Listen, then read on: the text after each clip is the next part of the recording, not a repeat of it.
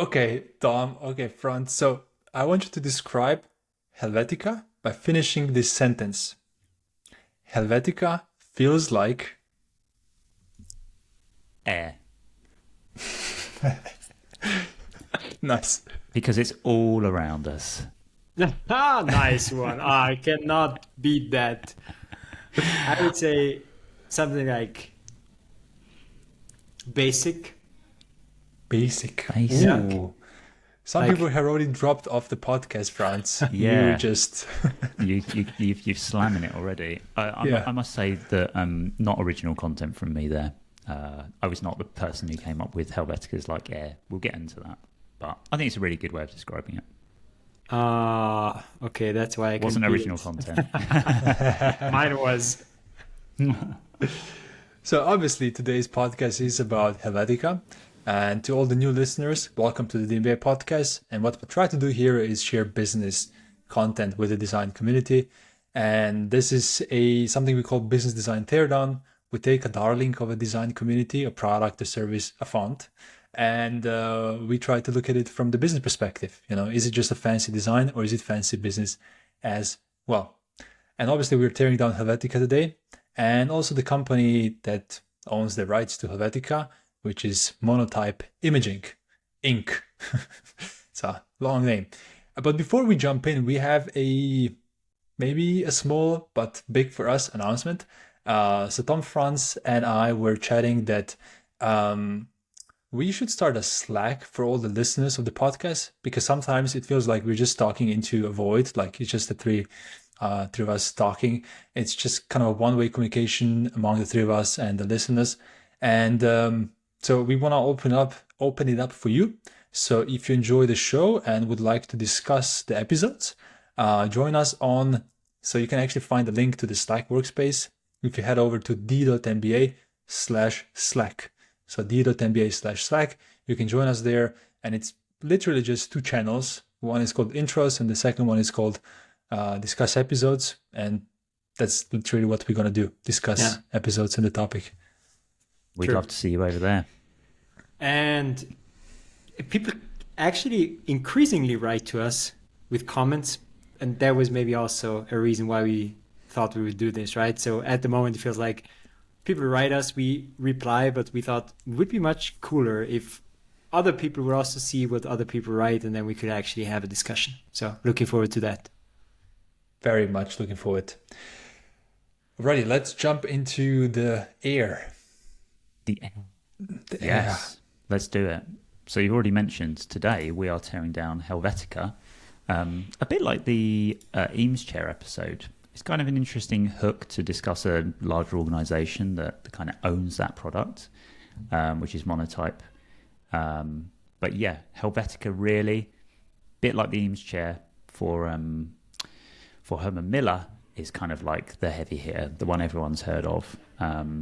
Not just because it's owned by Monotype. I think probably people don't really understand the ownership piece so much. They just know Helvetica is the font.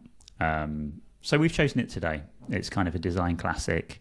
It's interesting to frame a font in this way. I think a lot of people don't think of fonts as products. I think some people don't even realize that you have to pay for fonts, right? You get your laptop. It's preloaded with a whole bunch of fonts on there. You have to pay for these things. It's You like, download your Microsoft Office package, and then you have Exactly. Arial. and they have Arial. Yes. Comic Sans. Yeah. Yeah, best Comic font Sans. ever. Why are we talking about Comic Sans, actually? We should have done an episode about Comic Sans. Ah, 4 minutes into the episode and we talk about the font. Missed That makes sense. opportunity. Okay, Helvetica it is for today. Today, Helvetica, maybe another episode, Comic Sans. So Just a quick question. So usually Yeah. we have these like huge design, like brands that designers generally know. Like it's one of the first things you learn probably in design school, like fonts, and Helvetica is probably among the top. But I just want to ask Franz, Franz, do you remember when you first realized Helvetica is a thing? Like you basically kind of became aware of it? That Helvetica is a thing. Yeah, being a non-traditional designer, I mean. What do you mean with a thing? I mean, well, maybe I'll tell you, like, I wasn't really aware of any fonts, maybe Times New Roman and a few others. before I joined an agency, and that's where people like talked about fonts, and they were like affectionately Now talking I about see what you fonts, mean. and they're like, oh, okay, Helvetica is a thing, so it's Actually, important. I didn't really realize that Helvetica is a thing until even now. But what I realized that fonts are a thing when I first met designers. So for me, fonts were like, okay, this is how I choose that my words should look like in a digital or printed out PowerPoints. thing. PowerPoints.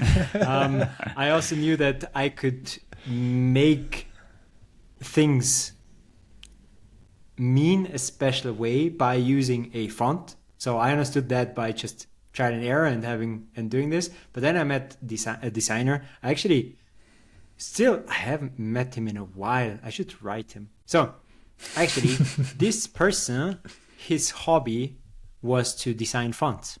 And I was initially irritated, but that was the moment when I realized that fonts are a huge thing and people do this as a hobby to design fonts. And I was actually very much impressed by this because, yeah, they are true. So with this realization of, yeah, you can use different fonts to have a brand image, to not even have a brand image, but have basically an image for your slide, like put something in people's heads just by using a different font. So that was interesting. And then it clicked and made me realize that fonts are powerful and for some people a hobby. They're probably one of the most powerful elements of any graphic or visual design, communication design.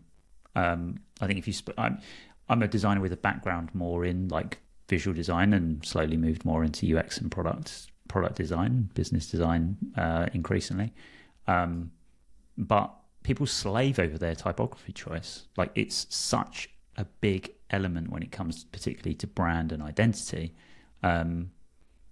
And you know that's a controversial part of Helvetica is that it became and still remains for a lot of people like the default choice. It just works so well that some people feel like it removes some of the creativity and imagination, and that typeface can communicate mood and personality. And there's big debate around whether type should do that, and Helvetica doesn't generally. Basic.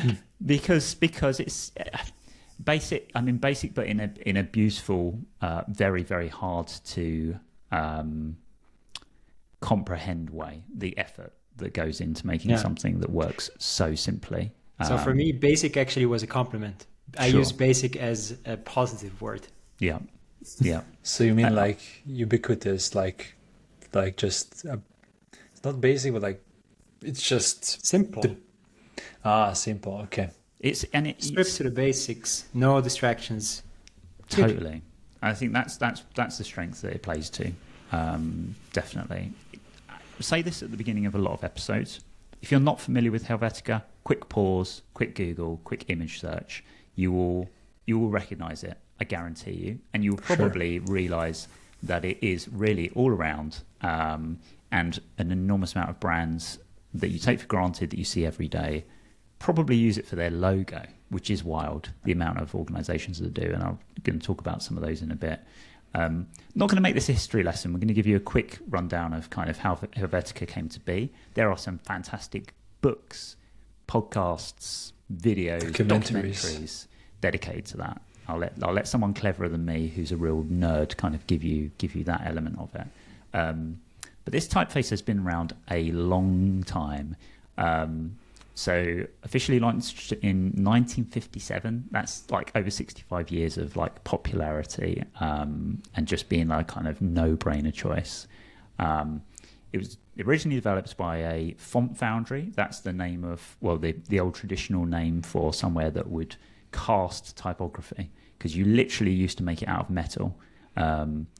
If you really want to geek out, look into like how old font typesetting worked. You know, rows of metal letters and words being put together. It is insane. You think about how long it must have taken to typeset a book, and you just think, my God, I'm glad that I'm designing in the age of Figma. It's wild. So yeah, they were a foundry that was developing their own system for typesetting, but they also designed fonts, and they wanted to create a new sans serif, which means a font that doesn't have the little kind of feet and little hats on the top and bottom, like something like Times New Roman.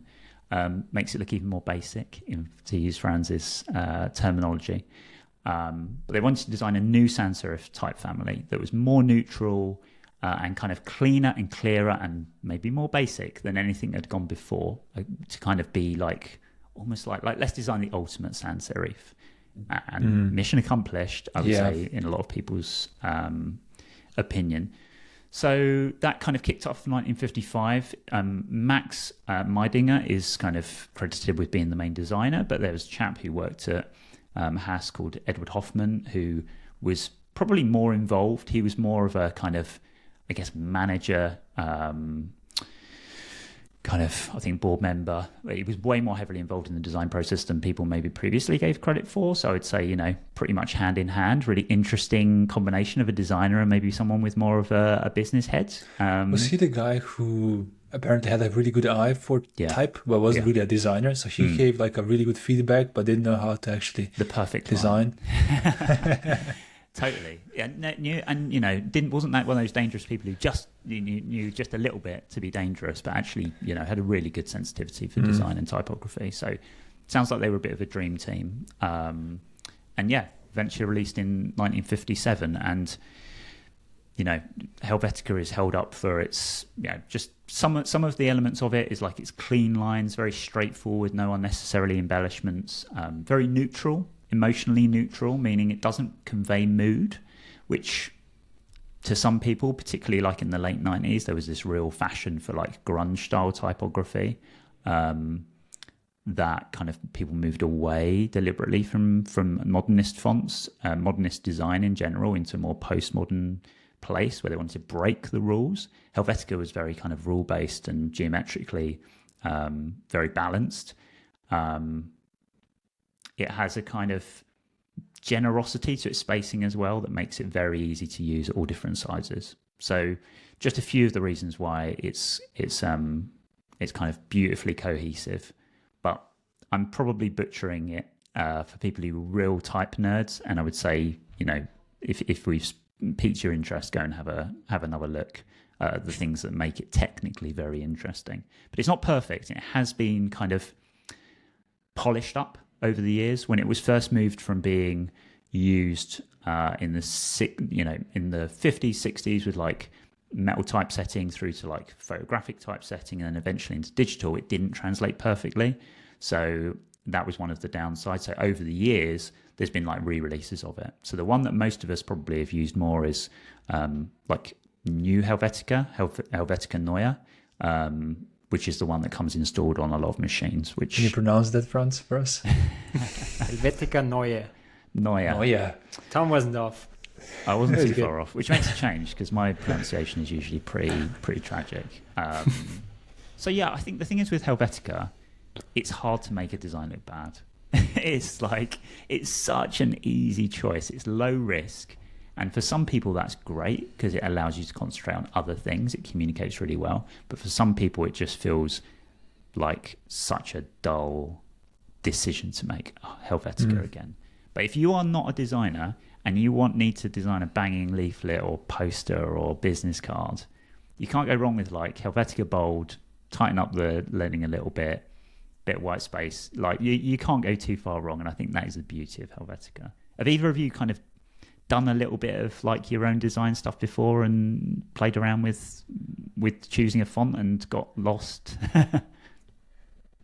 I'm sure I've done this, but I don't remember like being conscious of Helvetica at that time. I just know like being in Microsoft PowerPoint and trying to make it look okay. Fun story. I was involved in organizing a good hand of events, and I always, or not always, but in many cases took on the challenge of designing the flyer. Right. Did you? Yeah. Wow. I loved it but I think I was very bad at it. And one key decision was always to choose the font. And when I look at some of these flyers now, I'm like, you need to bring those along to the next podcast. I want to see these. Drop them in the Slack. So Design if people critique. want to have a reason to sign up, Francis can That's drop nice. some of his old designs into this episode one, and we can Okay. we can rate them and see. that's gonna hurt, but I'm doing this for everybody here, okay? You actually have those files still? I don't have the files, maybe. I have screenshots. Perfect. I mean, the files would even be more ridiculous. I would pay to see that, so you can actually see it for free if you join us on Slack. Are they all Okay. posted around Salzburg and Vienna? Are they for club nights or something? You No, know? even the events don't exist anymore. I designed a logo for my football club, so soccer club, Right. and I designed a flyer for the main event for this football club. So we needed to earn money, right? So every like low class football club in Austria has like 2-3 events per year, and I designed the flyer for that back then. Ah. Well, got those to look forward to in the Slack channel. Talking of nationalities, haven't mentioned that this is a Swiss designed font. So Haas was a Swiss foundry. It's famously kind of exemplifies the Swiss movement in design, which again, if you want to kind of dive deeper into what that means, we touched on modernism in the Eames chair episode.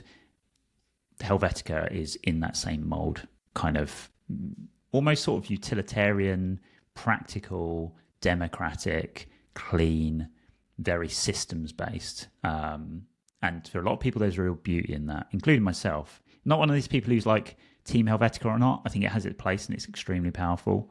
And you can't, I don't think, argue with some of the sentimentality that comes with it. I said at the beginning, Alan, you asked, sum it up in one word, and I said air. And that's a quote from the film Helvetica, which I will ask you about in a moment. That's how I came up with the question, by the way. Because I loved is that it? quote so much that I was actually going to say air. Were you? Since you said it, I was like, okay, Got you. game over. Because this typeface is everywhere. So just some of the organizations that have used it either for their logo, their identity, or both. Apple used Helvetica Neue for decades until they replaced it with their own custom font, which I will touch on in a moment. So every Apple machine preloaded with Helvetica, that's pretty big distribution opportunity right there. Microsoft did use Helvetica for a while. And a Helvetica clone called Ariel, which we'll all be familiar with. Not as good as Helvetica. BMW used it on their corporate communications. Lufthansa, the airline, American airline, famously, the New York City subway for all the signage, the North Face, CNN, the US government. If you fill out your federal tax forms, Helvetica, NASA, Helvetica, it's just everywhere. I could go on. Most importantly, as a Swiss designed thing, the Swiss football team's kits, as of a few years ago, using Helvetica. So yeah, can you think of any that I've missed? You missed the big one, like a really big brand. I do know the big one. Yeah. DMBA. Yeah, right. Congrats. Yes. I also I was googling for Helvetica, and there is, I think, a Swiss airline company called Helvetica. Right. And unfortunately, it doesn't use. No, there was something called Helvetica. And it was an airline, and it didn't use Helvetica. And that's what felt just wrong. That's not right. Yeah. Well, The company called. Okay, now I get it. The company. That's a miss, isn't it? Because talking of names, so the typeface is called Helvetica. It was originally called Neue Haas Grotesque. Franz, help me out, man. How should it be pronounced? Neue Haas Grotesque. Whenever I say it, just imagine what Franz just said. But put that in your head. The last word is a really hard one to pronounce for non-natives. Yeah, I give you like that. me. Thanks, man. So just for you to know, the only way that we're gonna do an episode is if it has some German names. Yes. To be And you're pronounced. It is part of the story. So that was the original name, and a grotesque is a kind of type of typeface. You have like humanist typefaces and all sorts of categories, and this was in the grotesque category, which I don't know what what the direct translation would be. Like the word grotesque in English is not a positive association. So what does grotesque mean? Or does it mean anything in like... I think it has the same, it's kind of a word that is being used also in other languages like English because it's so hard to translate. So grotesque is something that is weird in a way, weird in a special way. So I can't even translate it. I think there is no direct English word to translate it. Right. But it's like something that's weird in an alarming or offsetting way. Mm-hmm. Yeah. I can see I would why never there was a associate decision. Sorry, go ahead, Tom. No, go on, Am. I was just going to say that I don't understand why someone would use the word grotesque for Helvetica. It just doesn't seem like a good fit. Maybe at the time, like, it was grotesque because it was so Wow. clean or like... This is why my legible. confusion around why I thought there must be a difference in translation here, because the word grotesque, those were the description that Franz put out there matches mine. But I understand when people describe a grotesque font, that kind of font, what that means. But it doesn't kind of make sense to me as a comparison, and certainly it doesn't sound appealing to an English-speaking market, which is why. Mm-hmm. It's now called Helvetica. So they realized they had big ambitions for this typeface. They wanted to sell it into particularly the North American English-speaking markets. So that name, difficult to pronounce, the word grotesque in there, is not doing itself any favors from a marketing perspective. So the original thought was, let's call it Helvetia, which I think is the Latin for Switzerland. Yeah. But they were like, we can't go with that. It can't have one country as the name. There's also an awful lot of Swiss typefaces out there. That would just be not quite right. So they decided to adapt it to Helvetica, which my understanding is that sort of roughly translates as the Swiss, or something like adjective. close to that. Much more easy to pronounce, and obviously now just rolls off the tongue when you're thinking about typefaces, the biggies. Certainly a lot more memorable, easy to market than Neuhaus Grotesque. What was that? 4 out of 10 pronunciation that time? No, that was 7 even. 7. Cheers, man. So little challenge for you. In your rooms right at the moment, we talked about how Helvetica is like air. I'm going to give you 20 seconds. For the people on YouTube, this is probably be more entertaining. Can you find anything around you that might have Helvetica on it? Certificates for sure. Certificates. What has Franz got? Business card. Business card. Franz, can you actually if you see Helvetica, do you recognize it right away? Yeah. I have troubles with recognizing, is this Helvetica or is it something similar? There are so many clones now, which we'll touch on. But Franz, I think I'm not, definitely not 100%, but it's like Helvetica or something that wants to be or is a free version of Helvetica. I think your eye will be in now. You'll be going around Vienna, Salzburg, just spotting it everywhere now. It's the designer's curse, not just recognizing fonts, but also when you realize what's wrong with typography out and about. So I wouldn't get too much into typography because your life will not be the same afterwards. But I quickly looked on my bookshelf. I'm holding up a copy of Good Services by Lou Down, which I think is Helvetica. I'd be amazed if it isn't. It's beautifully typeset and kind of shows you a good example of when Helvetica is used very, very simply, just how powerful it is. So yeah, it didn't take me long to find one example of it. And interestingly, a New York Times journalist, I think it was a few years ago now, he tried to, over a period of, I think it was several weeks, he tried to go one day in New York without encountering Helvetica, and he could not do it. It's like subway, billboards, brands, online is like impossible, and that's why that like air thing comes from. It is everywhere, for better or worse. It is everywhere.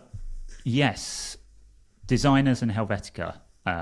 Some love it, some hate it. I've got what I think are a few reasons why designers love and hate it, which I'm going to dive into. Feel free to jump in if you've got any thoughts on these. So we've already talked about the simplicity. Like, it's clean, minimalistic, easy-ish, like pretty easy to read, and very adaptable. And that lack of embellishment allows you to use it in context where you can kind of really make other elements pop out. That's one of the reasons I love using it personally, is you've got a banging font, you're not going to have to do too much typographically, and everything else can kind of be more focused on. But then conversely, lack of personality. A lot of people are like, it's so neutral that people see it as a drawback. It doesn't communicate that mood or that personality. Either of you is like, I would say, both coming from non-traditional design backgrounds. Do you ever think about that? Like when you're reading something, do you think about the personality of the typeface that's in front of you? Does it help speak to you in any way, or do you just always take them for granted? I don't think about it, but I think it has an effect on me, especially if it is really old school. I mean, yeah, there are certain typographies that do also speak about the age of what you're reading. I think books generally have like a certain typography. So yeah, it does have an effect, but I don't think about it because, it's just not the thing I pay too much attention to. So, yeah. Franz, have you ever really not really about thinking about it? No, but for me, lack of personality, I think I wouldn't go with this, because it's all this simplicity and neutrality is also personality. So I think this font also only fits to brands that wanna go with simplicity and wanna go with I don't know, maybe if you are teaching something, you wanna be in the Helvetica edge. Maybe if you are Aesop, maybe you wanna have your clean and neutral brand. So I wouldn't say it doesn't have personality. I would say it has neutral and simpler personality, which is good for some brands and not so good for others. Totally. Yeah, you mentioned Aesop. They use it for their all of their body copy is set in Helvetica, and it works so well for them.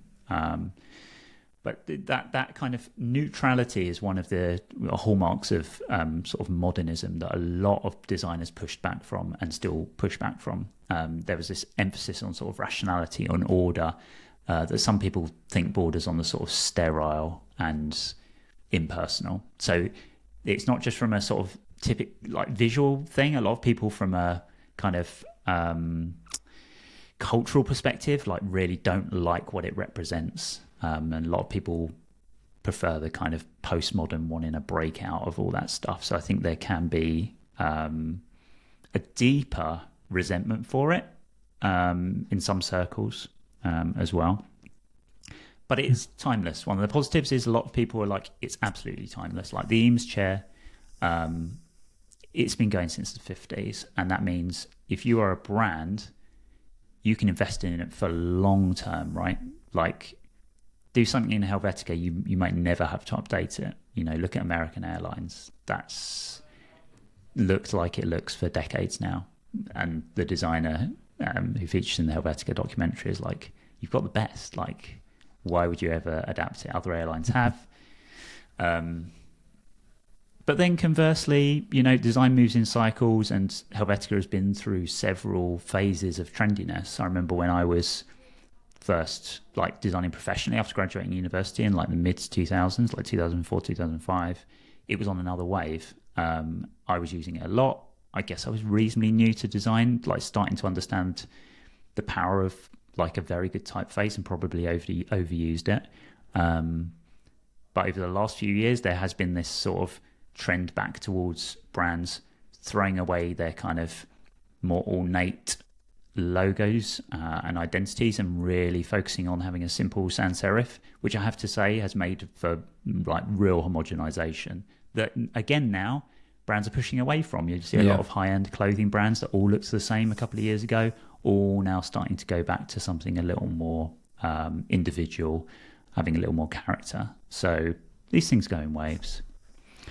I think for branding, it is like if you use Helvetica as your logo, so like let's say that your company's logo is the name of the company and just written in Helvetica, like the North Face, then I think you could be in a position where if other companies do use it in the same way, then it could put you in the same kind of sea of sameness there that you want to break out of. But there's so many other use cases for typography apart from just the logo, like, just legibility in documents, legibility, I don't know, in teaching, and so on, that just, I think it's one of those fonts that has so many different use cases that even if it's not used in branding as such, so I mean like top level logo and these kind of things, it still has its own place. Yeah, wide variety of uses. And you've mentioned the next thing that I think a lot of designs gravitate to it for, which is that readability. Like, it was designed to be something that would work well in all sizes, big and small, but that size thing has changed over time. Like in the 50s and 60s, having something set at like 12 point was considered quite small, but now we're typesetting on Apple Watch and things like that, and actually Helvetica doesn't hold up so well. It's not considered the most readable or accessible typeface anymore. So yeah, originally it was probably one of the more readable typefaces out there, but now not so much. And it's one of the reasons that Apple moved away from using Helvetica and created their own font, which is San Francisco, was particularly because of the Apple Watch, which is still very similar to Helvetica, right? Very, very similar. So it's just like adjusted Helvetica. Absolutely. And that's a lot of brands have done that, right, Alan? And that's another reason why designers don't like Helvetica a lot of the time is the cost. Like, licensing Helvetica is really expensive, and we will get into that a little later when we talk about the business model of fonts and typefaces and how that all works. So yes, some brands moved away from using it because of readability issues, but a lot have moved away from it because of cost issues. Rumors are that IBM, who used it for decades, pretty much from their inception, were paying something in excess of $1 million a year on licenses for all their employees, and that's a lot of dollar.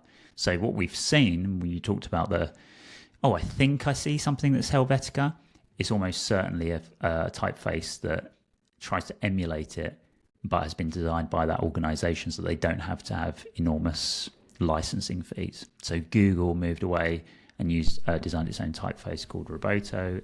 Apple now have San Francisco. Netflix and Airbnb have created their own Helvetica-esque fonts. So there's this sort of uncanny valley of fonts that aren't quite Helvetica, but are, and they're much cheaper. If you own a typeface, it's not going to cost you £1 million to design a typeface. So it makes business sense to develop your own. But that's the thing I don't get is how much do I need to change Helvetica for it to not be Helvetica anymore? Because when I look at these changes, they're so minor that if this would be in any other industry, if this would be music, I would say this is plagiarism. But in font, in typography, it doesn't seem to be that way. I actually don't know what the tolerances are. Like, there are, obviously from a copyright perspective, there are like original drawings, and they'll go to the archives and you can see each Goliath's kind of drawn out, and this is legally what we copyright and license for. I'm really not sure how much actually you need to adjust from that. Maybe when you guys move on, maybe I'll do a quick bit of searching and seeing what that's about. But you're right. And I think it might have been IBM that when they launched their own font, or is it? I know it might have been CNN actually. No, it was CNN. They launched their own Helvetica alternative to save money, and their internal marketing decks and everything was very explicit of it's like Helvetica, not quite, and they were comparing sentences and words next to each other and showing just how close it was. It's that's a fine line from a copyright and perspective. I think that a font to be used, you need more than a font. And that's where the changes come in. Like if you license Helvetica from Monotype, you're not only getting the font, but you're getting software that makes it possible to use this font on your screen, on your devices. And if you have your own font, you also need to have your own backend in order to make this possible. Basically digital typesetting. So I think that's... It doesn't really like hit the copyright thing because it can still be very similar, but I guess that's the reason why it's a whole different product. It's not only, so I think the font is more than just the font and the types, but also the way of it being used in on screens on your devices. I think we'll probably dive into how that kind of licensing model works in a bit. So, yeah, some of the reasons why people love and hate Helvetica, and there's quite a... it can be a little tribal sometimes. I think less so now. Definitely 10, 15 years ago, around the time that the film came out, it kind of stirred up a lot more discourse about the use of Helvetica and some of the cultural associations with it. A lot of people see it as they associate it with like corporate culture and government and bureaucracy. And that, like, a lot of people really push back on that, and I do understand that. But yeah, it hasn't really been in the conversation for a little while, and I'm sure it'll come back around again. If you want to really nerd out on Helvetica, and more broadly, I think communication design and graphic design in general, the documentary film Helvetica that came out in 2007 is an absolute must-watch. It's hard to like say, yeah, you should definitely go and watch a film about a typeface. It's going to be really good, but it's very well done. Very well done by a director called Gary Huswit, who's done a sort of design trilogy that are all really good. Have either of you watched the documentary? Did you enjoy it? Franz, you haven't seen it. Alan? I did watch it. Yeah? What did you think?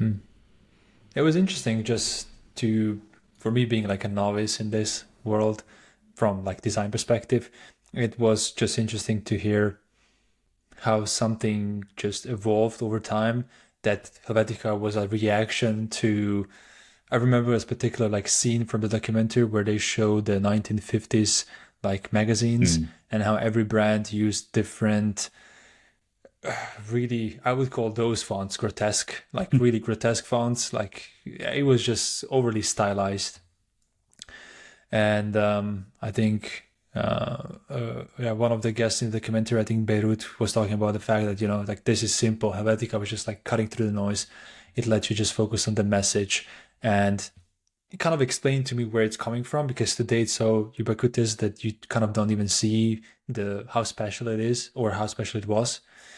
And then I joined also hearing why certain designers love it and why certain hate it. And I love that. It wasn't just like one-sided documentary, but it was like from both sides showing the story. And but it's just, I mean, as soon as you have a documentary about a certain type of product, it's a hit. And you know that if it survived for 50 years, it's as likely to survive for another 50 for certain reasons. So yeah, I enjoyed it very much. Yeah, the quality of the video, I have to say, but the storyline was good. That. Like, I probably haven't watched it for like 8 years or so, and I've got it on DVD. So I had to root out a DVD player to watch it as part of research for this. And yeah, there's something about the quality that doesn't quite hang up. I'm sure there's a 4K version out there if you really want to go deep on it. But you're right. I think the thing I enjoyed is it's not really just about Helvetica. It's about graphic design in general, but it does give a very balanced view. It could just be this gushing sort of fluff piece about Helvetica, but it isn't. And I think that says a lot about the filmmaking. So yeah, big recommend. Funnily enough, I don't know what I was thinking at the time, but when I first started seeing my girlfriend, who I'm still with now, so probably like 8 or 9 years ago, she'd show, like, how it is, you're kind of starting to understand what each other's interests are and stuff, and she'd made me watch some film that I pretended I was really, really into, and I was like, I know what's going to make me look really clever and interesting. I'll make her watch Helvetica. It's a bold move, Tom. She was asleep within 20 minutes. And the next day she said, I learned subsequently, like a couple of days later, that she texted her friends saying, he made me watch a film about a font. Don't know how the relationship managed to survive that, but yeah, we are still together. And I put it on last night and I was like, oh, maybe you'll enjoy it more this time round, because she's actually she's a content designer now. And she was like, I think I'll just go on my phone. And did not make it to the end. So yeah, I have to say, I managed to not call her out on texting her friend saying he made me watch a film about a font, because the type nerds out there will definitely be in our comments if we keep referring to it as a font, because Helvetica is a typeface. A font is like a very specific weight, size of a version of it. So don't come at us, type nerds, if we use font and typeface interchangeably. You know what we mean. So yeah, and funnily enough, final bow tying on the film, I was watching it last night and they mentioned about, oh yeah, it's like air, it's everywhere. And I was just sitting on my sofa and I was looking around, I was thinking, wonder if there's some Helvetica around here.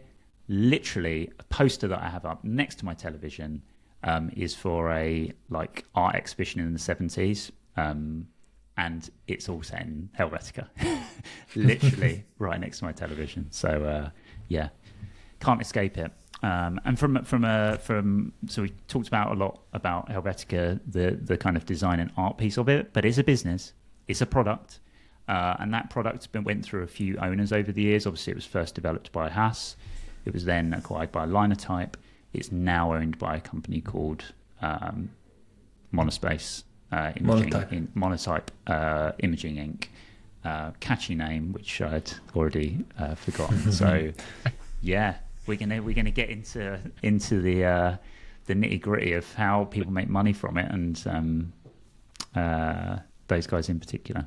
So you can already see how who prepped what. So Tom focused on Helvetica, and I was focusing on Monotype. Monotype, yes. I was thinking of monospacing, where you have the equal spacing between lettering in a typeface. My bad. Yeah, and there is also one other differentiator, because Tom, you said I'm not going to make this a history lesson, because I will make this a history lesson. So Helvetica was born as Neue Haas-Grotesk in 1957.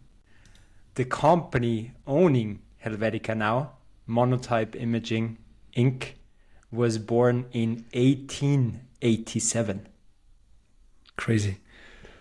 Is it the oldest one that we talked about until now? We did have an older one. I think so. It's pretty old. I So don't envy Herman the research Miller. that you've had to do based on that timeline, I have to say. It's a mess. It's a real mess. But I actually, tried to pick out the few major strategic decisions or few major things that happened in the company history. And yeah, it is history. Actually, the company made history. So it was founded as Lanston Monotype Machine Company in Philadelphia by Tolbert Lanston. And as the name suggests, Lanston, Tolbert, he invented the monotype machine. And the monotype machine was a machine for printing. And this machine was truly revolutionary. Just a short reminder, information at the time was consumed on paper. So we are in 1887. If you want to consume information, if you want to read something, it is on paper. Meaning that at a certain point in time, it needs to be printed.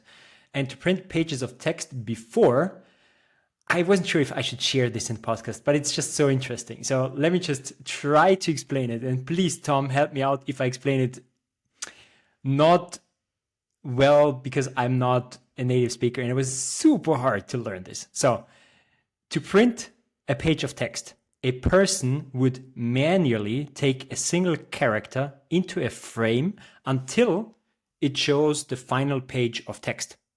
However, these single characters in this frame, this was not used to print, but rather as a template to produce the actual printing surface. So you can imagine this frame as kind of a stamp or a mold, which was then used to cast the actual printing surface.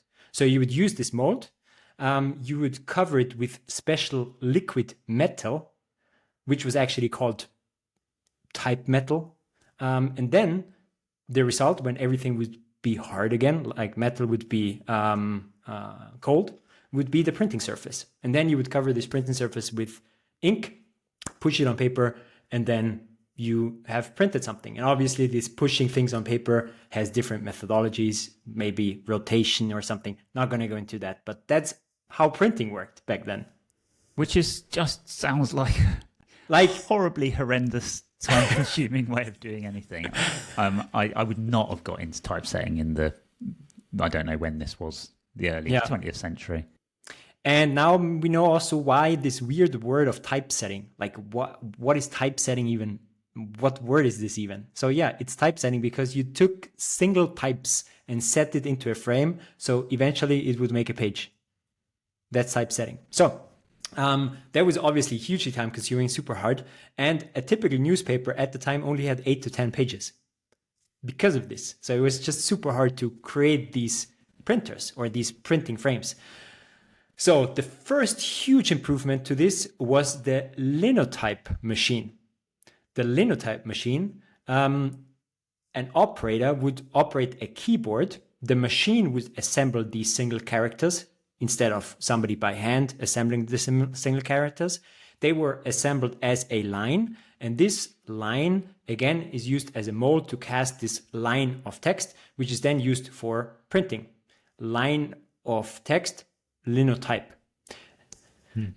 Okay, so this was huge improvement. So somebody who could type something on a keyboard looked completely different than our keyboards right now. And this would create these lines of text. This would be molded, and then you could basically stack these lines of text and then have the final page to print. And that was great because it was much faster and it was actually the mostly wide used form of printing of newspapers until the 1960s. So 1880-ish until 1960s, this form of printing was most widely used. And then we have the monotype machine. So the problem with the Linotype machine was that it always produced one single line, linotypes, which means that if you mistyped something, you had to melt the whole line again, and you had to basically produce in line in a new way. Also, it had some drawbacks when it came to the kind of characters that you could use because they were, again, in one line, so they needed to be the same space and so on. The same size, same space, and so on. So this monotype machine was able for the first time to mold single characters, which were then again put together by a machine automatically. So you had the Linotype machine, which was already much faster, but now you had a machine that was more flexible, more precise, with a wider range of characters, and yeah, some other improvements. Not going to go into that. So this was especially useful for high quality book printing. So newspapers would be printed with this Linotype machine, and then the higher quality books would be printed with Monotype. And this whole thing, sorry, go on. So Linotype was faster? Is that why they used it for magazines? Yeah. And so the Monotype, the company, did it kind of do both technologies or just the Monotype one? No, that was actually mostly Monotype, and you can so Monotype machine. And the reason is, so Tom already mentioned that Helvetica was bought by Monotype. So Monotype by Linotype, yeah. Exactly. So Linotype and Monotype were the two huge companies producing printers at the time. So you had this Monotype machinery company, which was focusing on this Monotype kind of printing. And then you had this Linotype, again, a company with a proprietary technology, which had a different technology for printing. And they both coexisted because the ones printed newspapers and the other one printed basically more high quality magazines, books, and so on. Got it. So early days, company was just super successful. So it was typesetting and printing equipment for high quality printing, where this monotype technology was useful. And in Britain, now that's an interesting pivot. Actually, the whole company or the whole brand was licensed to the UK, and this is where it actually got super successful. In Britain, it was something like a monopoly in the better quality magazine and book typesetting.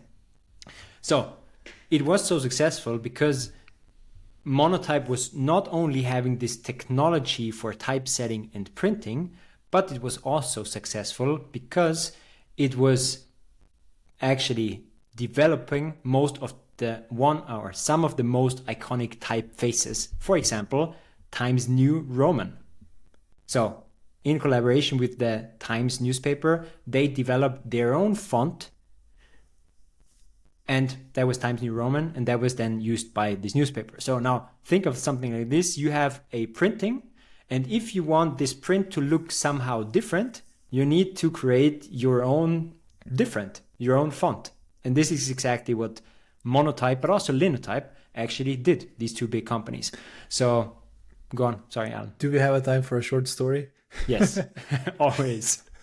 We're only at minute, what is it? 51. 40 something? What? 50. 51, okay. Yeah. So I was telling my wife that we're going to record a podcast about Helvetica, and she shared a story about the Times New Roman. So she told me that when they in their house got the first computer, this computer, and that was back, I don't know, I think she had Windows 95 or something like this installed on her machine. And when she opened Microsoft Word, she saw like Times New Roman written in there in the font section, right? And she thought that this is actually this is a font developed by the guy who came to install the computer because his name was Roman. Wow.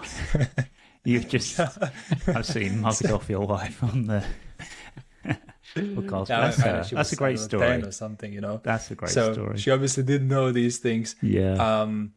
But it's just like, yeah, where do these names come from? Yeah, no, they originate from somewhere, don't they? So, yeah, I've made much bigger mistakes than that when it comes to naming conventions for brands and products and things. But also, I can still remember when we got our first computer, and first, it's weird that there are different fonts, and secondly, it's weird that you can actually choose them, right? Did you ever think about fonts before you actually had a computer and were able to choose a font? No. So for me, like, this was not even in a consumer or usual person's head, right? You would read something, yes, this would look a little bit different than that, but all of a sudden you have a user choice, which is which font do you want in your Word document? And you're like, I don't know.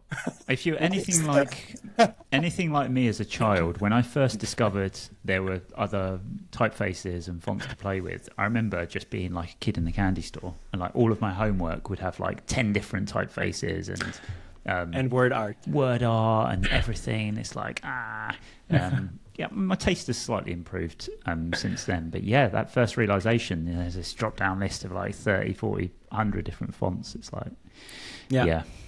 Hold that thought. We're coming to that later. For now, yeah, this was how things worked. You had a typesetting company. You had the technology which was used for printing. If you wanted to offer to your customers a different typeface, you would have to create a new typeface. And this is what they did with Times New Roman. This is also what they did with Eric Gill, the designer of Gill Sons. So famous designer at the time.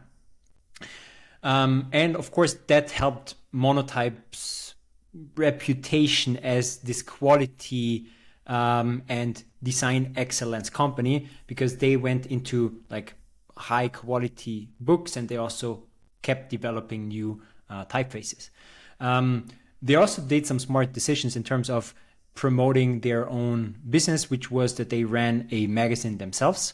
Like it was called the Monotype Recorder, and that was a newspaper that they would publish themselves, or a magazine that they would publish themselves, showing off printing styles, showing off typefaces and so on. And they also operated a typesetter operator training school in London. So imagine this is a job where you have obviously learned something. This is a manual skill, and they ran their own school to train typesetters, basically typing the keyboard and operating these machines.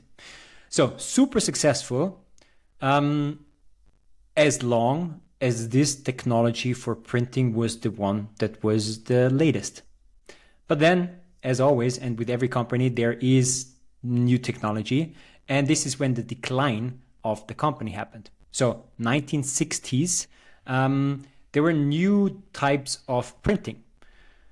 So this hot metal typesetting, linotype and monotype, wasn't really state of the art anymore, but it was replaced by phototypesetting and lithography. And this was much more suitable for mass market printing, but I'm not going to go in phototypesetting and lithography because it would have taken me another day to learn what this even is. So the thing that I just know is that, you don't need any form of solid metal anymore. It's much quicker in setting the type. It has a reduced number of operators. You can do a more diverse range of fonts than with the hot metal, and you just don't need to own all the life-size matrices, like molds for every single font, right? Before, everything was one metal for one character, and now this was basically printed on photographic paper, and I don't know at all how lithography works. Yeah, the photographic techniques and stuff are just crazy. Like, obviously, it sped things up and offered a little bit more creativity, but all of these technologies were a design constraint. I think it's really interesting that you look back at like the kind of Swiss design period and modernist stuff, and how simple it was, how simply typeset things are. Obviously, there was an element of aesthetic kind of order there, but also you were really limited in what you could do. Like, it wasn't like jumping in Figma and having like 100 layers and, you know, being able to pull in photos and collage and everything. If you wanted to recreate, say, some of the DMBA certificates or some of the imagery you have on your website, using the technologies of past, it was almost impossible. So that really drove an aesthetic. And yeah, over time, that, you know, the new techniques that you've been talking about, Franz, just opened up a little bit more creativity, made things a bit faster. But still, compared to what we do now, like, just blows my mind how slow it would have been. Yeah. So what did Monotype do? It's like a little bit like a, let's say, Kodak story. So they tried to come up with their own phototype setting machine. It was very legacy based on the technology they used for the Monotype machine. So it just didn't work, and they almost went bankrupt. But now, in contrast to Kodak, another thing happened, and they luckily did not miss that, which was digitalization. So this phototype setting and lithography was basically a intermediate technology, and then soon after that, personal computers started to come up, and they realized that text will not be consumed on paper anymore, but on screens. And luckily, they actually did miss out this intermediate technology, and then actually realized that digitalization is the huge next thing. And this also meant that the scarcest resource had changed, right? Before, everything was on paper, meaning that the scarcest resource was you needed a technology to bring information onto paper. Now that it was a machine, a literal machine. It was the scarcest resource, right? Exactly. And now the scarcest resource, if you want text on screen, is not the technology anymore. And obviously, they will also not go into providing the screens because somebody else makes the computers. So the scarcest resource is the font, the typeface itself. And that was a huge realization for the company when they completely abandoned hardware operations and went and really doubled down on owning fonts. And what they did... Sorry, go ahead. No, you go ahead. Where was I? Yeah, what they did was they went shopping. So obviously now, if you realize this, you want to accumulate the scarcest resource as soon as possible, as long as nobody else really realizes that the IP is the thing that really matters in future if you want to be in the typeface business. So around 1990s, they started shopping. So they bought International Typeface Corporation, which was also one of the first foundries. They're still called foundries because that's what they used to do, mold metal. But this was one of the first foundries that fully embraced digital typography and had really established like a reputation for high quality digital typefaces. So they acquired this. Actually, Monotype was acquired by Agfa, which gave them again a huge access to the font library of Agfa. And then last big acquisition when it comes to acquiring other fonts only was in 2006 when they acquired their ancient competitor, which was Linotype. So now these two huge companies, not huge companies, but two very important companies, Linotype and Monotype, that basically revolutionized printing more than 100 years ago, are now one company. Monotype bought Linotype, and Linotype, as we said, had already bought Helvetica, and this is, or the company that owned Helvetica, and this is how Helvetica ended up in the font empire of Monotype. So that was their first really important strategic decision, right? So if you want to be successful in the digital age with typefaces, with fonts, you need to own fonts because it's super easy to change different fonts. You can just click and reuse a different one. So most important thing is you have rights to these fonts. And now that you own these fonts, the next strategic focus needs to be, or was, and now in retrospect, it's always a need, right? But they also realized that it's about distribution. Like, how do you actually sell these fonts? How do you earn money with this font? So they really focused on distribution. One part of distribution was this licensing to huge companies. So we already said, obviously there was before even, but they had licensing with CNN, with Microsoft, with Apple. That was all licensing at the time, maybe not Monotype, but that's one way of selling your font, licensing to a huge corporation. But they also realized that there are smaller entities buying fonts. And this is when they went on the shopping spree for font online shops. So fonts.com, MyFonts, Font Shop. Maybe some of you are using all these shops. They're owned by Monotype. Yeah. Know a few of those. I think they really became mad popular when you were finally able to use like custom fonts online, right? Which was only like mid 2000s without it being complete ball ache. You know, just being able to buy a web friendly version of a font and stick it in your CSS and go. That was when we saw that big explosion in those sort of online foundries. That was certainly when I started using them a lot more. I think we need to double click a little bit on the distribution thing here, because when you mention it in passing, it sounds so obvious. Of course, like you need a distribution channel, right, for your product, which in this case is typography. But, and you'll probably talk about it, but the reason Monotype is in pretty good position in this market, let's call it typography market, is because it does own such a big part of distribution. And the reason also it owns is because, from my perspective, is like there's a lot of foundries, and especially today there is this like I wouldn't just say stigma, but it's also like when you look at these founders of foundries and typography foundries, they're basically designers. They're basically artists, people who love designing typography, people who love playing with types, and people who at the same time do not like doing business, like thinking about sales, thinking about distribution, thinking about legal, I don't know, like infringements of someone using their font. And Monotype, the reason it's so successful is because it combines these two perspectives. So they have like these design assets, but at the same time, they are like a business with sales, with marketing, with legal department.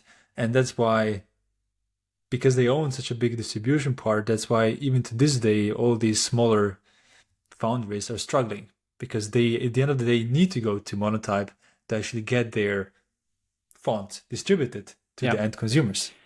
You're right. I didn't mention huge. that, right? So in these font shops, obviously fonts.com, MyFonts, Font Shop, they're not only selling their own fonts, right? So first you have your own fonts that you license to big companies, but you can also sell them over your own, I don't know, say your own branded online shop. Yeah. But if you think of this as a master plan of owning the business of fonts, then you realize that there is not only your fonts, but also fonts of other font foundries, of people who love to design fonts and design great fonts. They need to sell it in a way. It's really hard to do it for them. So what you do is you have a marketplace where somebody can sell their fonts. And if you think of it, it's pretty much like, I don't know, Spotify or eBay or App Store. Or App Store for fonts. Yep. Yeah. And that's smart. And they didn't come up with the idea, but they, again, bought this whole thing altogether.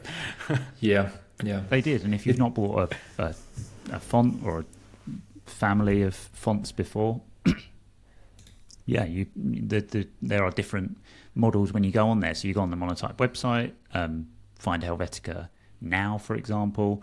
If you're a big corporate, there's contact our sales team. They're going to try and give you a volume license. It might be, okay, we want to have this on 10,000 machines. We want to use it for all our identity, and it's going to be used in all of our advertising. They will come up with a quote that you couldn't just generate online, which is, right, we need to work out this individual thing. There's a bit of bartering, probably there'll be renewal costs each year, and you will go through a sales channel versus, me as like an independent designer or a small business, or a medium-sized business or organization like DMBA, where it's we want to use it on our certificates and our printed materials. So we just go in and we buy that individual typeface, or maybe even just one font. We just want the italic version, or we just want the bold version. And just to give some context for Helvetica, you probably need to spend $40 for a single weight. So if you want bold, $40. You want italic, $40. You want the light one, $40. Or you could buy all of the fonts in the family, the whole Helvetica family, for like $500. And by paying that, you can then use it without worrying about copyright infringement or Monotype coming after you with their lawyers to say, naughty, where did you get this typeface from? And they've got tools that they acquired when they acquired, I think, fonts.com, that allow them to like scan the internet and scan all kinds of digital assets to check whether a typeface is being used with a license or not. So cautionary tale, always check your licensing, and if in doubt, buy the typeface. There's some pretty... They can pay for better lawyers than you can, probably. So for sure. But yeah, I mean, we talked. I mentioned earlier about IBM. Paying $1 million a year for for their typeface. So just gives you a bit of a context of what big business this can be, and the different channels that you can go through to buy it, depending on the size and scale. Yeah, font licensing is indeed the biggest part of the business. I think Alan will go a little bit deeper into that when he talks about numbers. But Monotype as a company, they have really diversified. So they are doing custom type design. And was it Google who actually made a new font together with Monotype? I think Alibaba for sure. Not sure about Alibaba Google. for Not sure. sure that Google did, but like you say, Franz, plenty of organizations go to someone like Monotype because they've got the Yeah. shit hot typography Yeah. designers. So you can do that with Monotype too. They offer branding solutions, so they are a studio basically, and I guess they're not making a whole lot of money with the studio, but you can compare this activity to the typesetter school in the 1930s. Now they have a studio. Obviously, they want to do design. They want to be used in great design. So they also want to do great design, and this studio, I guess, is part of this. They have tools for designers, like software solutions where you can manage your fonts, or compare and discover fonts and so on. And very interestingly, Monotype still has a business of typesetting. So we discussed that this is kind of a weird word, and typesetting back in the days was you set single characters of type into a frame, and this was then casted. Now they are doing digital typesetting because, and I was new to this, I didn't know this. Many of listeners will know this, but it's not just that you have hardware like phones and ebooks and cars and TVs, and you can just choose your Times New Roman or Helvetica, and then it works perfectly. There is software behind that. There is typesetting behind that. So apart from licensing fonts, Monotype has now a second huge line of business, which is licensing text imaging solutions to consumer device manufacturers. So if you have devices, can be an Apple Watch, can be an e-reader, can be a TV, you don't only have to buy a typeface, you also have to buy a software solution that helps you display this typeface across screen sizes, across devices, across resolutions, and that's exactly what Monotype also did. So interestingly, full circle. So typesetting from the very beginning, and now typesetting in a way again, but just without any machinery anymore.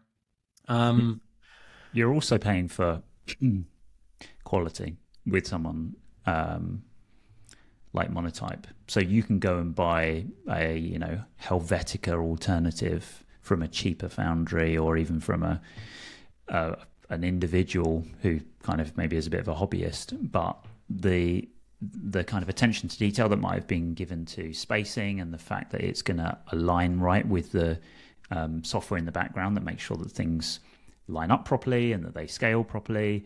I've bought some really crap fonts in the past and regretted it.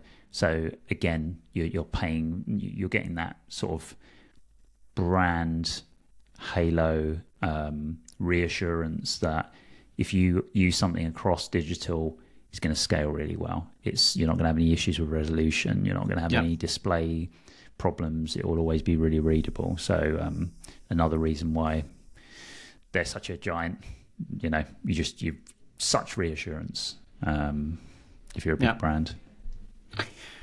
Last chapter of the history lesson is acquisition. So we already heard that. I did not bore you with all of the acquisitions that already happened in the company's history, because there were a lot. Like, company was split up, company was bought, company was merged, company name disappeared, company name reappeared, and so on. So I didn't go into that. But I think what is interesting is that a lot of the owners already were private equity firms. Then it was floated on a stock market, and now it was taken off the stock market again in 2019, and again acquired by a private equity firm, HGGC, for approximately $825 million. So not a huge amount of money, but still super interesting for me that a company with typefaces is a private equity business, apparently. So you know what private equity is looking for: margins, growth, a good investment. And now I am curious whether this is, whether Alan thinks this is a good private Business. equity case, or But yeah. maybe just a few words on the private equity. So maybe for the design community, this isn't like a well-known term. So just to put it in perspective, so like on one side we have, let's say, VC companies, so venture capital. So these are like companies with money, and they invest in like new startups, and their hope is that one of these startups is going to be unicorn. Bam. Another type of investor is individual investor. So you go on a stock exchange and you buy some stocks. And in this case, you don't control the company, you just get some upside if the price of the company goes up, and maybe some dividends. And the private equity is basically, just imagine, it's basically a company that has a lot of money coming from different sources, some wealthy individuals, some even institutional investors. So there's like even pension funds in the US that invest in private equity funds or companies. And these companies, their whole business is basically buying companies and flipping them. But the way they buy them is they always want to have a full control of the company.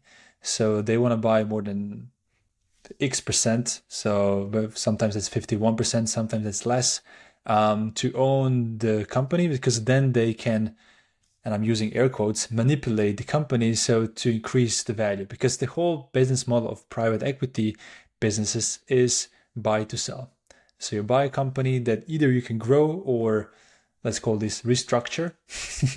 So either grow or restructure or dissect, and then sell for more. That's the whole business. And this is important because the way private equity companies run their companies that they have bought is it depends, like, well, it has a lot of effect on the users and the customers. And in this case, designers, we are being affected by this purchase. And when the private equity buys a company, there are two reasons why they buy them. One is they see a very clear path to growth. And this would be in a case with ESOP, for example, like, okay, it's very clear that this company can grow. Or they see a clear path to restructuring. So making it more profitable and selling it for more. And it wasn't clearly communicated in the acquisition, because that's not something that you can really read between the lines. But if I look at the numbers of the Monotype, it's pretty clear that this was a pretty stagnating business. It really didn't grow too much. The only way it grew was by buying foundries. So that's why they were just on a shopping spree, buying basically every foundry they could buy. At a certain point, it didn't make sense to buy small foundries anymore, because it just didn't add to their revenue top line anymore. But that's the story. So it does sound like it does seem more that, private equity in this case would try to restructure the company. But luckily we didn't see any layoffs, big layoffs yet. So yeah. So that's a little bit about the private equity. So let's have a look at sorry, Franz, did you want to add something to this? No. The only thought that I had was that this was 2019. Yes. So I'm curious how long, like, that's already a long time. Yeah, that's Could another only point. mean that it's a super profitable business. Another point is that usually they buy to sell within like 3 to 6 years, max 10. So this is now getting close to maturity of private equity funds, where they usually sell these things. So, I mean, honestly, we don't have the clear revenue numbers in this case, because Monotype Foundry was public until 2018. And then, so the last full annual report we have is 2017. So we don't know what happened between then and now. So we need to make some assumptions. But also we can just look at 2017 numbers and see what kind of scale was the business at that stage. So, and the size it was at, I think it's the smallest company we have covered so far in these teardowns. It was $240 million in 2017. And now it's estimated to be somewhere between 250 to $300 million. And half of that revenue comes from selling mostly from licensing fonts. So that's 55% of the revenue. And then quite surprisingly, at least to me, was that another half, so 45%, comes from this software that Franz was just now talking about, which is the basically text imaging solutions for the companies creating hardware. So this is for car companies, for e-reader companies like Amazon, Kindle, and so on. Another interesting... Sorry, yeah, go ahead. So, are we doing a game of bigger or smaller? I guess not, because you have already stated the revenue.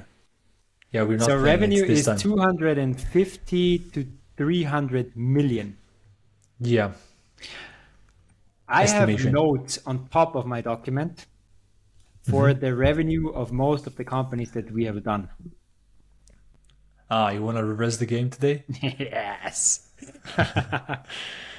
Okay, so 200 to 300 million dollars revenue per year. I will tell you now 5 companies, and you will tell me which company is the closest. And Okay. we've talked about all these companies. So, is the closest Lululemon, Sonos, Warby Parker, Herman Miller, or Aesop? I'm going to go with Warby Parker. Can you go through the list again? So the list is Lululemon, Sonos, Warby Parker, Herman Miller, Aesop.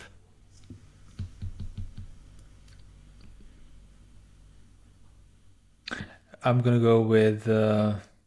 So what was the second one? Sonos. Yeah. Yeah, I'm gonna go with Sonos. Sonos. Yeah. Okay. So both wrong. Is No. it Aesop? No, it's actually, I think it's Warby Parker. So Aesop's revenue, we don't really know the latest numbers. But for Warby Parker, we have a revenue for 2022, which is a little bit less than 600 million. Oh wow, yeah. So That's Monotype definitely- as a company is half the size of Warby Parker. Aesop's revenue in 2012 was 530-ish. So even there, Aesop was almost more than double than Monotype. And the biggest company that we have discussed until now is Lululemon, Sonos, Warby Parker, Herman Miller, or Aesop. Lululemon. I think, yeah, it's Lulu still, isn't 8 it? billion. Yeah, 8.1 billion. Yeah. So just to get a little bit of a sense for the span that we're talking here, 8.1 billion 2022, I think, Lululemon revenue versus 250 to 300 million Monotype, which is the smallest one until now. Isn't it? So that tells you something about the size of this industry. So we have the biggest, or either the biggest or the second biggest player. So we didn't talk about competition today, but probably the biggest competitor of Monotype is Adobe with their fonts. So if, let's say, first, the second biggest player has 250 million revenue, that tells you just that this is, it's not a huge market. Maybe it's like $1 billion in total. Probably less than that, even. Don't you think that's crazy when you consider the impact that the product has and how essential it is? I'm not saying that should correlate with revenue, but it feels like a relative cottage industry compared to all the other brands we've talked about, and its reach and impact is so enormous. I think for a lot of people, it's kind of calling and labour of love to get into something like typography, and you're maybe not going to make your millions as a typographer, but you might absolutely love what you do. It's very unlikely, put it this way. Yeah. Sorry for the interruption, Alan. No worries. That was a nice side discussion. So I was talking about the revenue, right? Another interesting part about the revenue is, one thing we didn't really touch upon today is like the fact that we have different alphabets, and Monotype is mostly selling to North America and Europe. That's their biggest market. Combined, more than 60%, 70%. But Japan is 25%. Wow. And that's an interesting point. Like with the typography, like you can develop for different alphabets, different locations. And it doesn't scale as nicely typography as some other products because you do need to make a lot of adjustments to fit into, I don't know, Arabic alphabet and so on.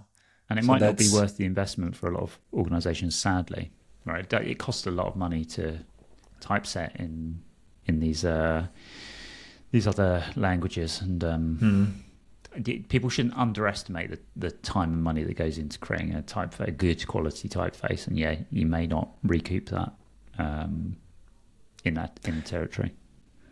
Yeah. So when I watched this documentary, Tom, I had a feeling like, wow, this takes them a long time to develop a typography, because I was under the impression, like this goes a little bit faster and you just move on to the next project, and it's almost like music. Yes, you do dive into it, but you create the next song and you go forward. But it does seem like it's a labor of love, and it felt months, to create some of these things. Yeah, it took Monotype, I think, 4 years to develop the variable font version of Helvetica, and they were starting from a base of having Helvetica. And that's a team, like a big team of people who are credited with that. It's not just that, because it's not just the design aspect of making sure, you're adjusting shapes so that they work well together and everything. It's all the technology behind it now for digital scaling and resolution and all that stuff. It's a big undertaking. Do you want to guess Helvetica's revenue? Do you have an actual number? I don't have an actual number. No, I have my own estimate, and I'm going to walk you through my thought process, but just curious as to what your estimate is. Yearly revenue. Yeah. I'd imagine it's gone down a lot over the years, certainly from a few of the big brands developing their copycats. 30 million. 30, okay. My calculation comes out at 50 million. 50. Yeah. Okay, can you walk us through your calculation? So you told us 250 million per year. Yeah. Then you told us 50%, roughly 50% from licensing. Yes. And I assumed that Helvetica is the heir. So I assumed 40% of the licensing revenue comes from Helvetica, which is 50. Yeah. Okay, good guess, good rationale. But so the only so I tried to do an educated guess, and this means I try to find a data point and kind of use this data point to extrapolate. And the most, let's call it trustworthy data point I could find is that Monotype's top 10 licenses together make 30% of their total revenue. So their top licenses. And I'm assuming, and probably safe assumption, Helvetica is among those. And if we go with all of these having just 3% let's say Helvetica is 4% of that part, or like basically 4% of the total revenue of the company, that would only put it at 10 million a year. But if we go with, okay, it's maybe 8% of the total revenue, then it's 20 million. If we go with 10%, then it's 25 million. So it depends on like what part Helvetica plays in those top 10 licenses, which make up to 30% of the revenue. But it does seem that the safe assumption is somewhere around 10 to 20 million per year. It's probably gone down considerably the last few years, I reckon. Well, the company has made a lot of progress on trying to reduce their reliance on their top sellers. So they've been very, very outspoken and proud about that in their annual reports, that they always report, we went from 35% to 30%, now to 25% dependence on the top 10 licenses. So they're really proud of that. For context, they sell 40,000 different typefaces. Right. That's a lot. Not all of them are theirs, right? So I think... But through their marketplace. Yeah. I don't know how... They won't own 40,000, but if you go on the website, you can very much yeah, choice anxiety, it gets real. On a different aspect, I love these guessing games. So I love these, how I just made it up and how you made something up, because it's like everything is out of thin air. So please, if somebody in our listener base knows somebody from Monotype who can give us the actual number of how much revenue does Helvetica make, I would be super interested, because I just want to know how close we can get by these like quick guessing games or prototyping with numbers. That we can know who owes whom beer. Is it me that I'm closer or Franz? Well, if on a serious note, we would love people to jump into the Slack. It's a bit more private, that we talked about before.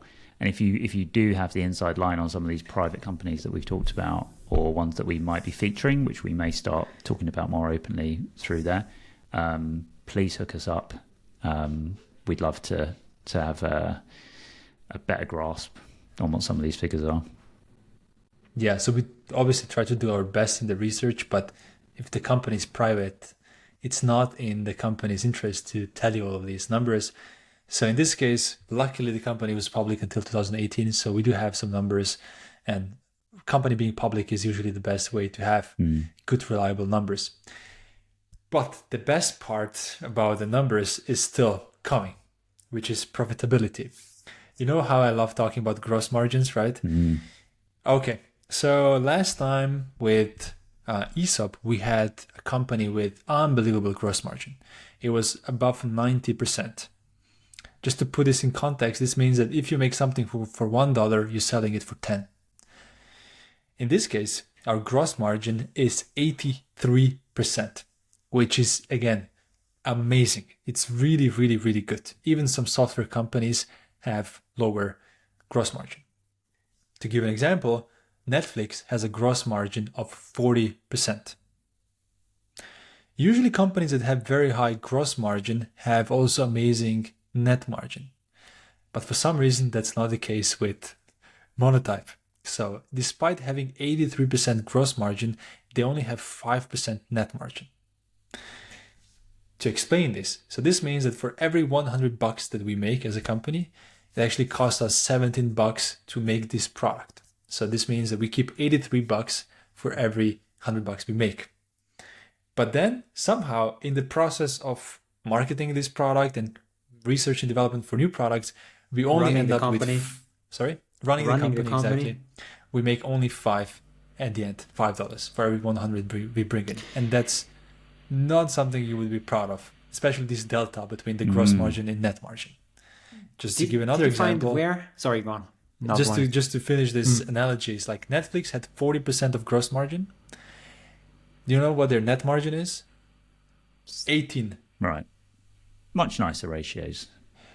Yeah. Have you encountered many organizations that have such a big disparity between their net and gross? I had a hard time finding one, but I did. Salesforce. And both, so Monotype and Salesforce have the same problem, but first Salesforce numbers, gross margin 75%, net margin 2%. That is lean. Lean margin is not, lean in it's the wrong not the way. business designer's dreams. No, that's crazy. I think probably Costco in a retail world are probably running at those kind of levels as well. Actually, it's funny you mentioned this. So another example I have is Walmart. So Walmart has a 25% gross margin. This means that they mark up the wear you see, so the stuff you see in the store by 25%. But their net margin is still better than Monotype's. It's healthier 5%. Wow. So for Monotype, what's the problem? I'm so curious. Yes. So your detective Alan put his financial glasses on, and the thing I could from the annual reports figure out is the following. The problem seems to be their costs. Down. But which ones? Wow, nice work, Columbo. They're just too big. No, Let me guess. no. It's a type of product that just needs a lot of sales. Yeah.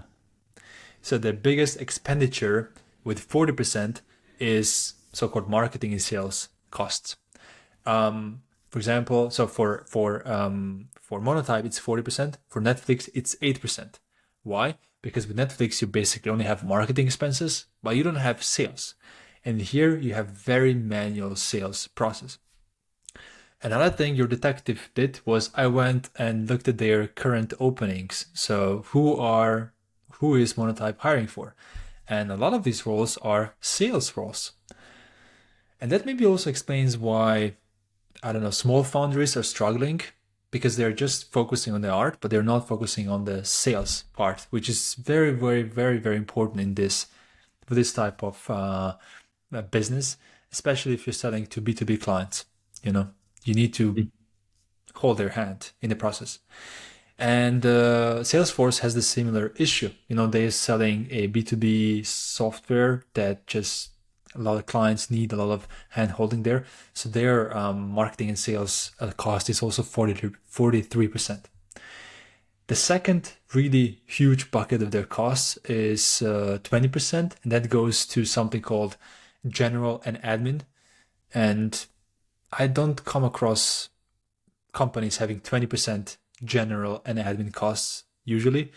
And my hunch for why this is 20% in their case is because a cost that falls under general and admin costs is legal expenses. And as we said before, you as a foundry, you need to keep track of who is using your fonts in the right way and who is infringing the copyright. And again, I looked at their hiring, so their vacancies, and they're hiring for a lot of legal personnel whose job is exactly this. And I give you another one. You know what also needs legal? Contract? M&As, mergers and acquisitions. Yes, good one. So if you are growing by buying companies, that's going to cost you money. It's obviously going to bring you revenue because you just add these companies into your balance sheet. But at the same time, buying a company is not an easy job, right? So I was wondering where if there is also capital cost from hiring, but definitely there could be a lot of overhead or cost that goes into this admin in general that comes from these acquisition processes. And these acquisition processes, they're not like, I made it look a little bit like it was started in the 90s and then it kind of stopped, but that's not true, right? So these newer acquisitions, they go up until 2010, 2014. Font Shop was bought in 2014. My Fonts 2010. So that didn't stop basically. They Swift Media acquisition 2015. Brandmark.io 2019. Oliven New Media 2015. Yeah, so almost every year. They were there's just one. shopping every year. Yeah. Yes. I mean, that's kind of the name of the game here was like, as you said, Franz, the most important insight this whole company is based on is being one of the first to realize that typography is the asset. It's not a machine anymore. And once they realized that, it was like, let's just get our hands on the best typographies and let's build a machine being a business in this case, where we know how to service our clients, which is corporate. And we provide them with typographies and fonts and with the software to use those things. Yeah. That's basically the business. It's being the first in realizing that there is a new asset in town and you need to own that asset and building a whole machine around it. Unfortunately, that asset takes a lot to sell.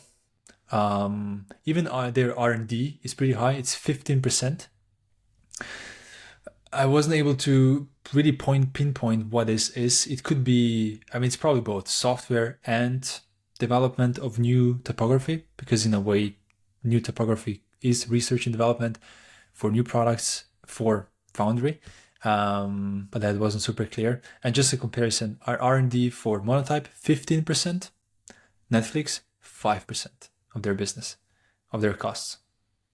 So, yeah. You said that 50% of the revenue, 45% of the revenue comes from software solutions Right. for the font, for the typefaces to be displayed in consumer devices. So I guess that is a technology business much more than a font business.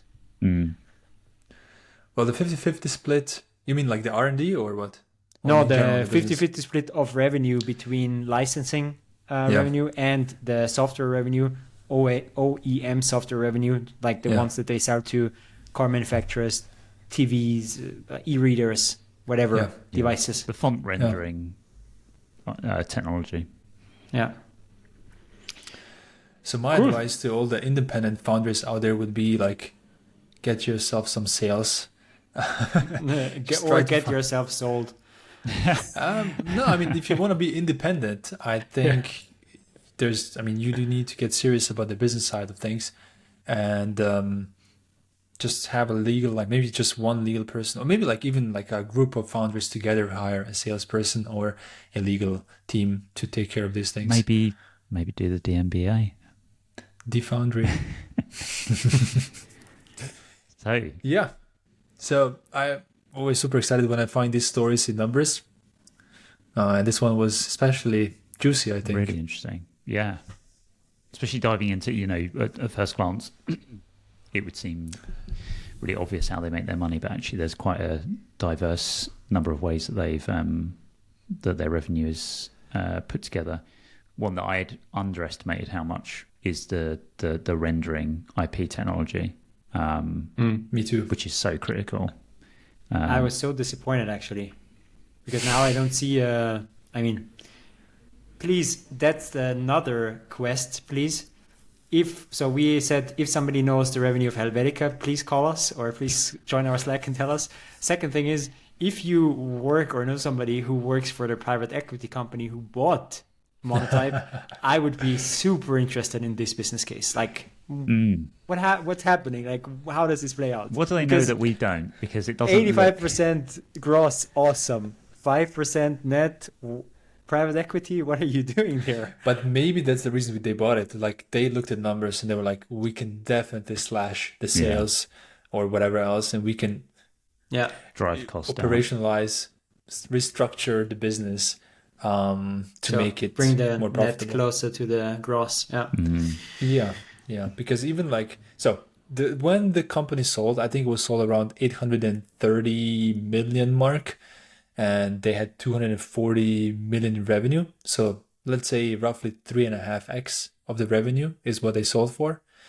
If you can improve profitability by, like if you can increase it by let's say from 5% to 10%, you're increasing the value of the company by a lot. These multiples add up, and I think we will be surprised by how much the company will be sold for in the end. Because in a way, this is now a subscription business, and those are valued as really nice multiples, let's say 10x of the profit. So if they are able now to get profit, let's say to 10%, and if they get 10x, this is already 2 billion exit. So they doubled or even tripled their investment here. Which leads us on to, sorry, Franz, you're probably going to say the same as me. Threats and opportunities, and are we buying or selling? I think there's some, in my eyes at least, there's some clear threats here. The opportunities are less obvious. But Franz, did you want to go first? I mean, threats are obvious in a way that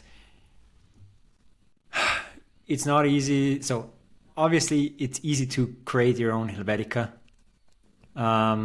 And I think the font itself is also not the key that it used to be.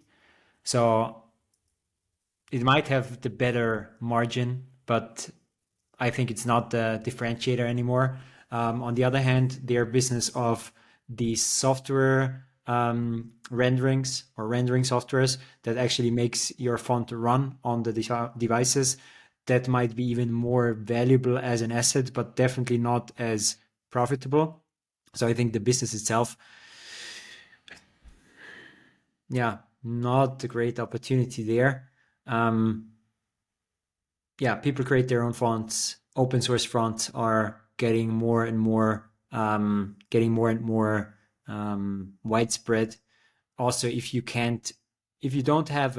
have a great font and you don't really have let's say an outlook on earning money with it, then rather make it open source and just have fun by everybody using it. So I think that's going to be the road for fonts there. And big companies will create their own font families or typefaces. So yeah, can't think of opportunities, honestly, except for like operational, like within the company. And we already mentioned that, right? So if you have a gross margin of 85%, then there is room for improvement. So you can do something to make your business more profitable. And I rather see the opportunity within the company rather than without or outside of the company. Interesting. Yeah. Alan, thoughts? So one big threat is voice AI, AI, UI. So just people using voice instead of graphic design, which relies on text. That didn't quite go as we thought it would. Like in the mid 2010s, 2015, everyone was talking about voice control, and if that took off, that would have a huge effect on Monotype.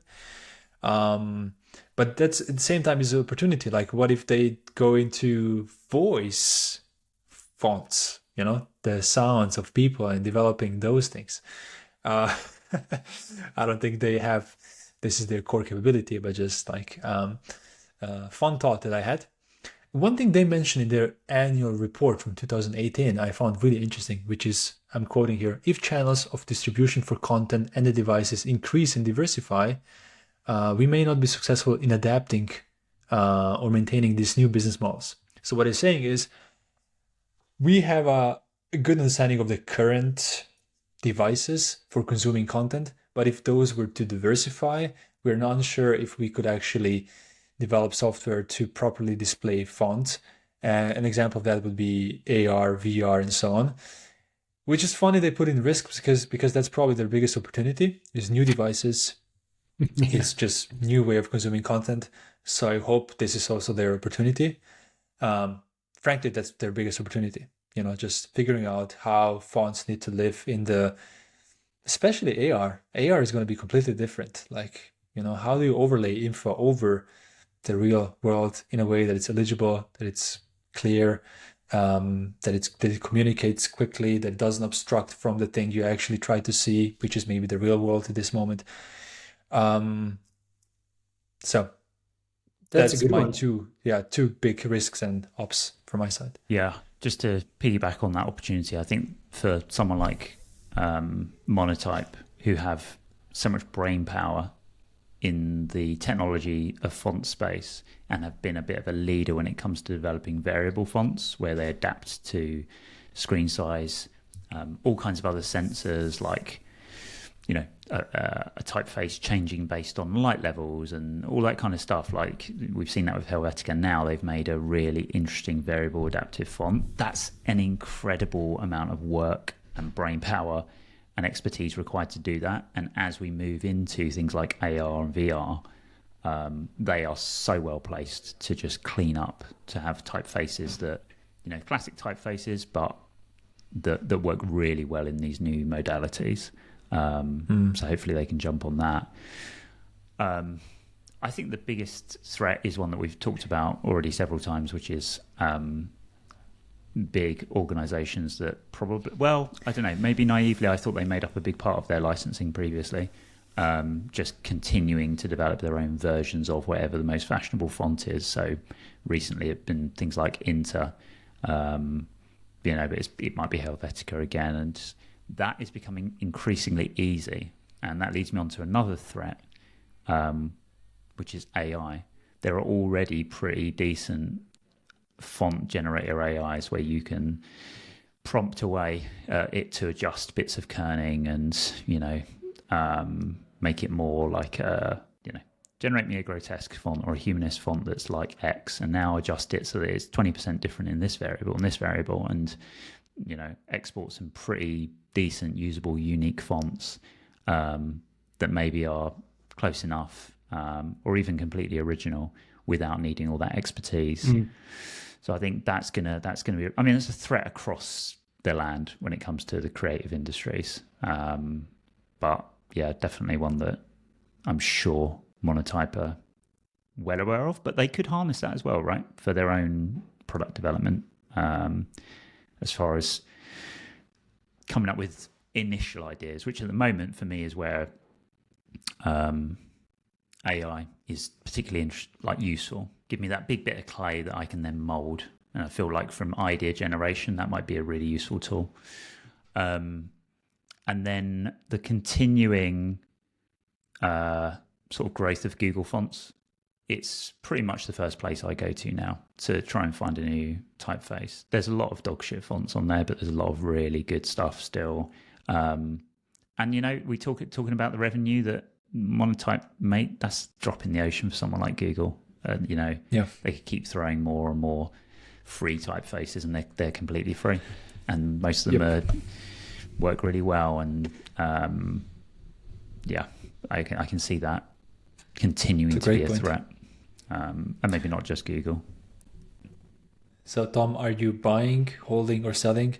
Again, this is not for investment. I mean, obviously it's not investment advice because you cannot buy a Monotype stock, but entertainment purposes only. So Tom, buying, selling, holding. If I would not be buying, and I would maybe be holding if I had some out of some sentimentality, because I really admire typeface design as an art form. But it's not going to make my millions off that. So yeah, I would be not buying or selling. I'd hope for the private equity to do their magic and make me some money with the stuff that I'm holding. But apart from this, not a big buyer. Alan? Same here. Yeah, I'm also like, I can see reasons to buy from the private equity perspective. So if I were in their shoes, you can see potential to improve profitability and so on. At the same time, if I were in a public market and saw these numbers, I wouldn't be buying. Maybe not even holding, probably selling. But yeah, so it's not getting even close to the ESOP and the sentiment we had. No, not at all. I should say that ESOP was outstanding. So that was the only buy we had on today. That was crazy. Side note, I said, I'm sentimental about typefaces. Sentimentality is not a good reason to buy any stock. So just need to put that out there. That's a big mistake that we've talked about before. Yeah, if you'd asked me 10 years ago, I would have been all in when web fonts were really exploding. And I'm sure if we went in our time machine and looked back, it might be some more interesting numbers there. But yeah, not going to be diving into this one.